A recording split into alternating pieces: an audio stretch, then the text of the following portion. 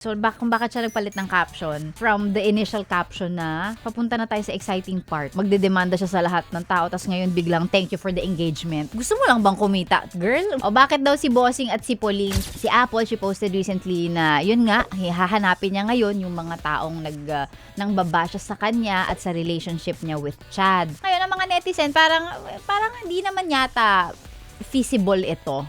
Kasi sabi ni Apple kahit daw yung mga dump account, yan, yung mga ganyan, kayang-kaya daw matrace at mahahanap. So, ganon. So, meron daw siyang legal and proper action or whatever, no, dun sa mga taong nagsasabi at nagkakalat ng mga hindi magagandang kung anek-anek, no, about her and her relationship.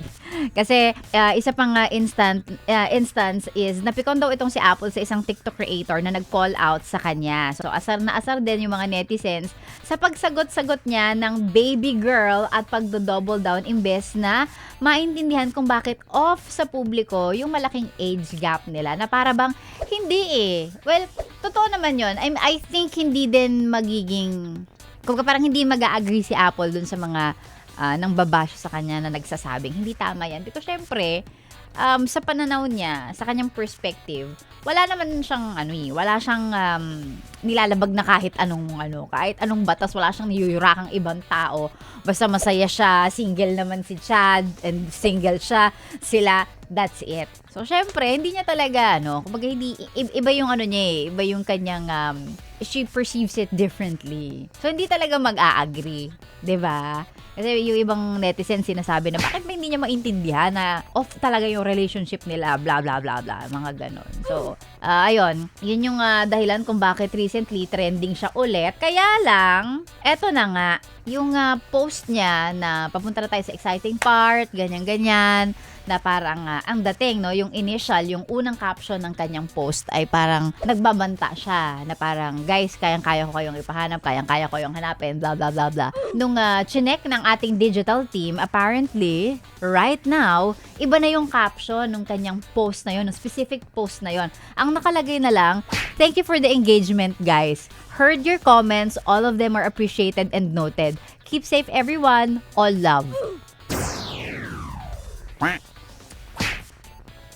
So, hindi ko alam. Hindi ko alam kung ano ang ganap ni Miss Apple David. Kung bakit siya nagpalit ng caption from the initial caption na papunta na tayo sa exciting part na para bang magdedemanda siya sa lahat ng tao tapos ngayon biglang thank you for the engagement. Gusto mo lang bang kumita, girl? Gusto mo rin ba ng numbers? Actually kami, ganyan din ang gusto namin eh. Ganyan din ang gusto namin. Gusto rin namin ng numbers sa aming social media account para kumita kami. Sayang eh. Para ma-monetize namin. So, hindi ko alam, no? Kaya ako, I'd rather someone older. Gusto ko mas matanda sa akin yung lalaki. Kasi sa akin, based on my experience and based on stories that I've heard, tagal nila ang tagal nila mag-mature. Minsan nga kahit 30 na, isip bata pa rin yung mga lalaking yan eh. So, ang hirap karelasyon ng ganon. Ano bang kung 33 minus 18 years old, ilang taon ba yun? 15 years age gap. Layo eh, no? 10 years. Ewan ko, again, kung masaya naman sila, edi okay. O, bakit daw si Bossing at si Pauline? Si Bossing at si Pauline, ano bang nila? Age gap nila, ganun ba? Ganun din ba? Same?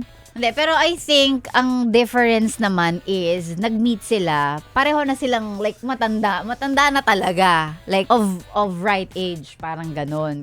Ano pang ginagawa mo dito, ha? Sinasabi ko na nga ba eh. Solid yes friend ka talaga. Dahil nandito ka na rin lang, sige na, mag-like at mag-comment ka na. Mag-subscribe ka na rin at i-click ang notification bell. Para mapasali ka sa mga kalokohan namin. Bawal na bawal mag-no dito, ha? Kasi yes to yes!